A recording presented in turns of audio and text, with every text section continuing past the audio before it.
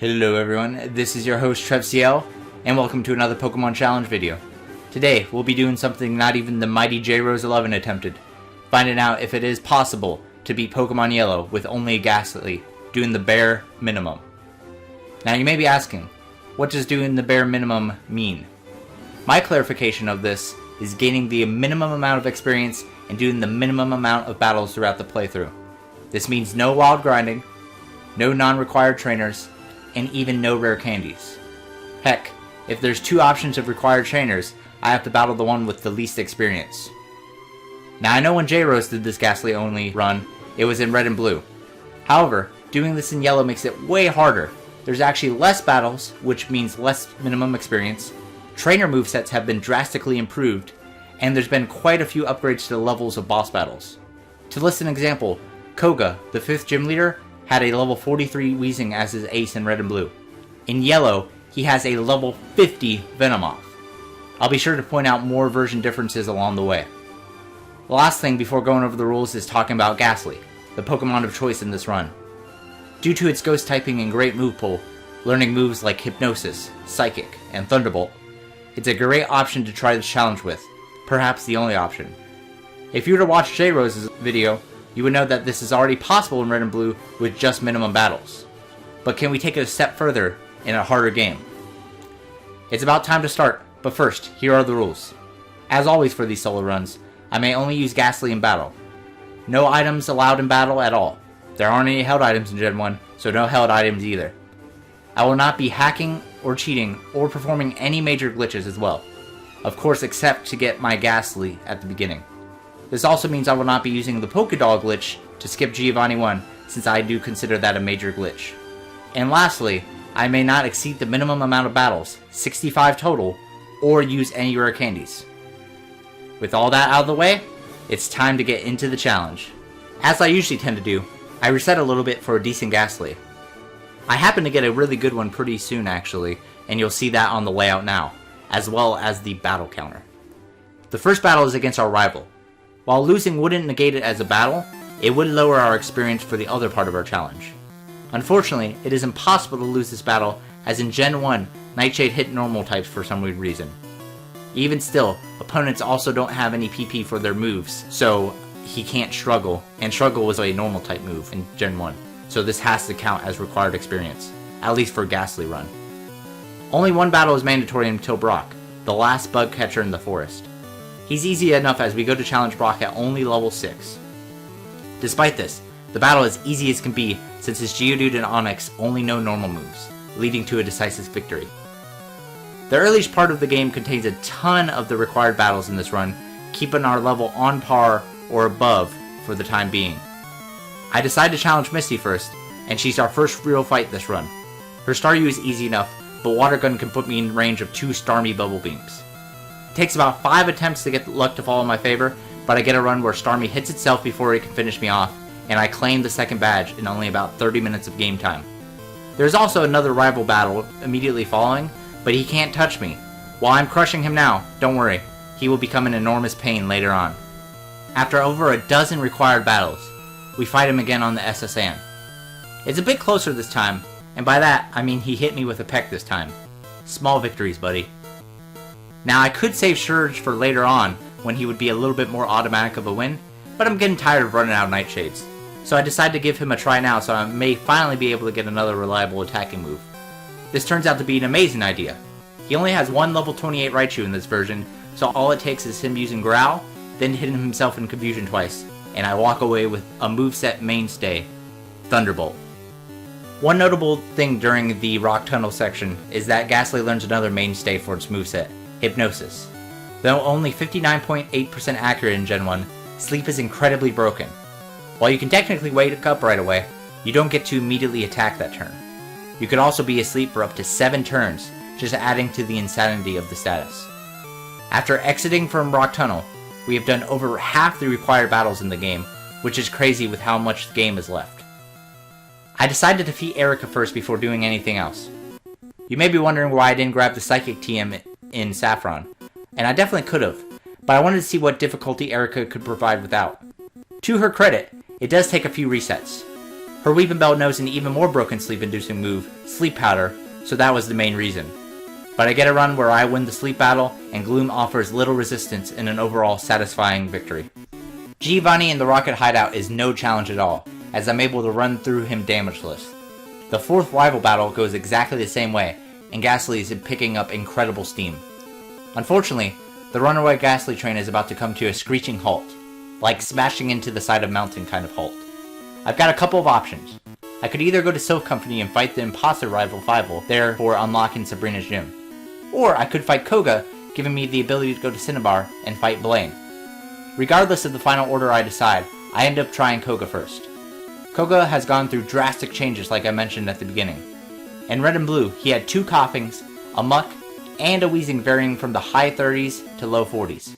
Here he has level 44, 46, and 48 Venonats, capped off by an insane level 50 Venomoth.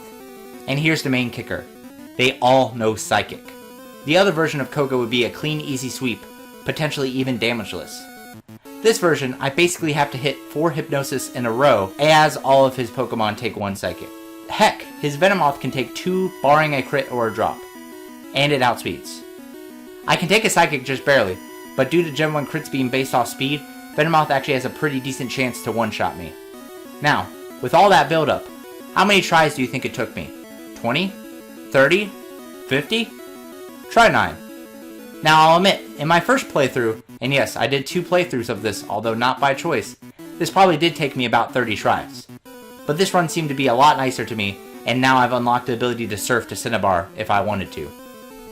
I do end up going to the Silph Company first, but I still plan on fighting Blaine before Sabrina. Imposter rival Fievel takes me a few tries. Sandslash and Cloyster are easy enough. Magneton has to go to sleep, but I usually get lucky with that. Kadabra is where all the runs end though. I can outspeed, but for some reason I just have trouble hitting the Kadabra specifically with Hypnosis. I've noticed that throughout the run, some Pokemon just seem to either always get hit by Hypnosis, or always dodge. It's definitely just probability being weird, but that fact is annoying nonetheless. You'll notice later as they become more and more apparent. But for the first run that I put Kadabra to sleep and take it out, is also the first run where I take out the Flareon, leaving only Giovanni, who is also an easy first time victory. I don't even bother healing. Trust me though, just like the rival, Giovanni is also about to become a massive headache the next time we square off. I go after Blaine next, as while his team is a higher level than Sabrina's, his team makeup is weaker and doesn't contain moves that I'm weak to. Also, the experience I gain might make all the difference for against Sabrina. Another gym leader where I start out 14 levels lower than the ace Pokemon, but unlike Koga, I beat Blaine on my first attempt.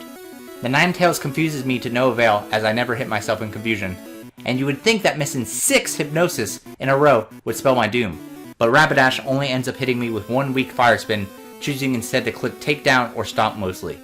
As you can see, Blaine is truly deserving of the 7th gym leader position. And Arcanine is outsped thanks to all the steroids, carbo vitamins I pumped into my Gastly, and like the Nightmare on Elm Street movie, Arcanine dies in its sleep, as Blaine mournfully passes me his gym badge. Also, something both awesome and scary at the same time is that there are only 10 fights left in this entire game. Great, because the challenge is physically almost done. Scary, because that doesn't leave too much experience on the table. Sabrina is our only option left, so we have to go directly to her. Abra is not too bad, but a level 50 Kadabra and Alakazam has to spell our doom, right? Nope. Kadabra and Alakazam decide that Psywave is their best choice to go for, and after getting decent Hypnosis luck, I win on just my second try. Is it time to reboard the runaway Gastly train once again? No. No, it is not. Giovanni leads off with a level 50 Dugtrio. There are 4 options Giovanni can choose from. Kill me instantly with Earthquake, kill me in 2 turns with Dig, play Russian Roulette with Fissure, or my personal favorite, use a Guard Spec. Literally the only way I make it past the Dougie is if he misses a Fissure, which is pretty likely to be fair, or the Guard Spec option. Luckily for us, Giovanni loves to gamble and hasn't seemed to kick his drug addiction from the Red and Blue days, leading to quite a few attempts where I at least get to attack the Dougie. I have a few runs where I either miss or he wakes up before I can kill him, leading to me still dying sooner rather than later. The problem doesn't end with Dougie, however, as while Persian is a freebie, his Nidoking, Nidoqueen, and Rhydon all can one-shot me with an Earthquake as well. The first time I get past the Dugtrio, I nearly win, but I miss on his final ride-on, causing an instant reset. It's not until my 6th try past the Dougie, and probably my 30th or 40th overall, that I hit all the hypnosises I need to hit to win. It doesn't hurt to get back-to-back crits that ensure the victory as well. The last fight before the Elite Four is also the last fight that my rival will be a pushover. He doesn't yet have the Alakazam that will haunt my nightmares for years to come, and with some more powerful sleep luck, I fly by and make the final push towards the end of this challenge. Surprisingly enough, there are no required fights in Victory Row, so it's on to the Elite Four. I grab a PP up in 4 calcium so that I can better prepare my Gastly to the best of its ability. It seems crazy, but with just over 3 hours of in-game time and a level 47 Gastly, it's time to fight Lorelei. She starts off with her Dewgong. Her AI was slightly altered this game, but Dewgong still loves to go for rest. So a couple of T-Bolts and Nightshades take it down. Cloyster's up next, and while I barely miss out on the KO, Lorelei makes the amazing prediction of using a Super Potion. After that, one more Thunderbolt is all it takes as in comes Slowbro. I can't take it out in one hit, and I don't particularly want to take a Psychic, so to sleep her bro goes. It stays asleep and faints in 2 hits. Her 4th Pokemon is her scariest, Jinx. Despite the drastic level difference, the Carbos I have pumped into Gastly allows me to outspeed and hit my Hypnosis. Jink wakes up after staying asleep a couple of turns and hits me with an Ice Punch as I miss the KO by what has to be 1 HP. After taking it out, her ace Lapras is out next. I get confused and keep missing, but Lapras seems content to keep using Confuse Ray even though I'm still confused. Eventually I hit, and the combo of T-Bolt and Nightshade wins me the battle on my first try. Bruno is incredibly easy as he is also a first try. The only Pokemon he has that can hit me are his Onix with Earthquake. I could have just clicked Psychic 7 times in one, but I wanted to preserve Psychics for Agatha. All that I need is 1 Hypnosis hit on a second Onix, although I got a crit anyway, so that didn't really matter. Machamp can't touch me at all, and Bruno is another victim of the runaway Gastly train. Agatha is notoriously RNG dependent in these Gen 1 runs, but she's not quite as trolly in yellow due to altered movesets. Despite a bad start to my second try, I get good luck the rest of the way. She switches a few times leading to easy KOs of her Golbat and Haunter, and her lead Gengar merely stalls me with Substitute and Super Potions. Her Arbok gets put to sleep, leading to an easy 2-hit KO. Last up is her level 60 Gengar, who outspeeds and misses Hypnosis as I do the same. Thankfully, Gen 1 AI kicks in and she clicks Dream Eater as I connect. I actually might have lost because I only have 2 Psychics left, and it looks like the roll to 2-hit KO, but I get the special drop, ensuring my close call victory. Before fighting Lance, I teach Mimic to Gastly, which will end up saving me an extra Hypnosis hit against his Dragonite. Now just a prelude, in my first playthrough, I did not use Mimic and it took me like 40 tries. I decided I didn't want that same thing to happen, so I replaced Psychic because it has no use anymore. I get the damage roll against the Gyarados with Thunderbolt thankfully, and his first Dragonair is up. I have to hit Hypnosis, otherwise I get T-Waved immediately and have to reset. Luckily I hit, and then take it down with 3 Nightshades. Dragonair number 2 is up, and this was what Mimic was for. I use Hypnosis, scoring another hit, and Mimic Ice Beam. Side note, yes, Mimic was entirely busted back then, kinda just the theme for this whole generation. I score a critical hit, 1 shot in the Dragonair. Next up is the bane of my existence, Aerodactyl. But the first time this run I reach it, is the first time I'm able to hit Hypnosis right away, and 2-shot with Ice Beam. Last up is this Dragonite, but thanks to Mimic, all it takes is 1 Ice Beam, and on just my 3rd try of this run, Lance is down. The entire Elite Four only caused me with 3 resets, versus the probably 60 from last run. But don't worry, our good pal Riz is about to pay it back 100-fold. On screen now is my first attempts for this fight. My first 4 go swimmingly, as a Hypnosis miss is an automatic reset against Sandslash. But Sandslash isn't the problem, Alakazam is. It's time for another amazing game of Russian Roulette, except this time only 3 options exist, and only 1 of them lead to a win. And even that one is not guaranteed to work out. He can either Psychic, Psybeam, or Kinesis. Psychic is an OHKO, Kinesis pretty much makes my Hypnosis accuracy 0, or so it seems, and Psybeam is the best one. But, with Alakazam's insane crit rate, and Psybeam's confusion chance, even that is only about a 60% chance of working out. Don't get me wrong, it is possible. The first time I make it out past the Alakazam, I go all the way to Cloyster, but since I can't one-shot it and I'm in red health, I have to risk Hypnosis, which doesn't exactly work out. After probably another 20 attempts, I make it past the Alakazam again, though this time being hit with Kinesis. And you see why it's pretty much impossible to win with this drop. Despite only one hitting me, I miss a ton with Nightshade. I somehow managed to first try hit Hypnosis against his Magneton, but my luck has run out, leading to a very painful defeat. 5 attempts later, I get past the Alakazam again, but this time I mimicked Recover so I could take a hit from Cloyster later, saving a Hypnosis chance.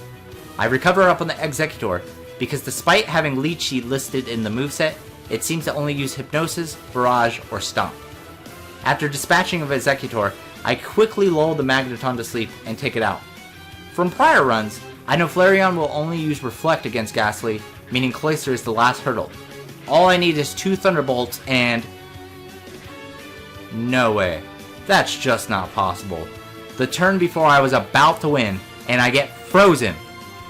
Not gonna lie, I was for real about to chuck my laptop across the room when this happened. And in Gen 1, you never thaw by yourself, so this was an automatic loss. Nearly an hour of attempts, and this shit happens. And it would take another hour to even get back to this point. For some reason, Hypnosis decided to now never hit the Magneton first try. I talked earlier about things seeming predetermined, and this is a prime example. I have 5 attempts where I get to the Magneton, and I miss to automatically lose. I was about to lose my mind. Finally, after about 2 hours total of attempts and 97 resets, I get the perfect run. Sandslash goes down easily. Alakazam hits me with a Side Beam as I put it to sleep and Mimic recovered. It stays asleep as I finish it off with Nightshade. Executor is a literal freebie as I heal up to full health and take it out after falling to sleep for a few turns. Magneton is public enemy number 1, but I'm actually able to hit this time. Thank God it stays asleep long enough for me to take it out. It's definitely not over, as you guys remember what happened before. However, in anticlimactic fashion, I crit one-shot the Cloyster, and at this point I basically won. I decided to take few chances after the shit I've dealt with, and still put Flareon to sleep. It stays asleep just long enough for me to finally hit my last Thunderbolt, and with that, the nightmare is over. I obtained my final bit of experience to level up to the last time to 54. And with just over 3.5 hours of in-game time, I have beaten Pokemon Yellow with both the minimum amount of battles and experience. This was the most brutal run so far I've done, and probably will be for a long time. It wasn't just the playthrough itself, it's the fact that I had to redo Up from Rock Tunnel a second time due to accidentally thinking an optional battle was required. It made literally zero difference as it was like 300 XP, but for the integrity of the run, and so I could sleep peacefully at night, I had to redo it. Besides, the fights were more rewarding this time, and even though the champion was 5 times more brutal, I didn't have to resort to using double team like in the first run. Even managed to shave off 30 minutes or so of in-game time. With all that out of the way, I want to thank you guys for watching. The last Regigigas video really popped off, so I appreciate all the support. Make sure you like and subscribe if you haven't already, and comment below what was your favorite part of the run. I also have a special announcement I'll be making on Twitter in a few days, so make sure to follow me there as well. Thank you all for tuning in. I'll see you next time.